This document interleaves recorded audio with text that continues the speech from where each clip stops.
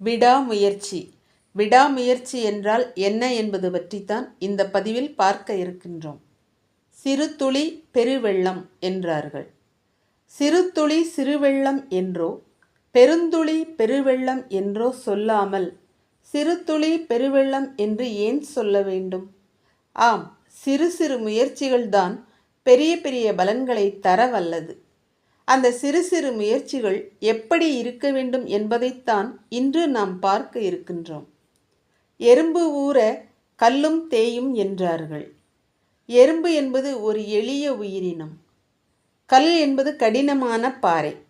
எறும்பை விட கல் எவ்வளவோ வலிமையானது. அப்படி இருக்க எறும்பு ஊர்ந்து சென்று கல் தேய்ந்து விடுமா என்று நாம் யோசிக்கலாம். ஆனால் கல் தேயும் என்பதுதான் உண்மை. ஏனென்றால் எறும்பை பற்றி நம் முன்னோர்கள் நன்கு அறிந்து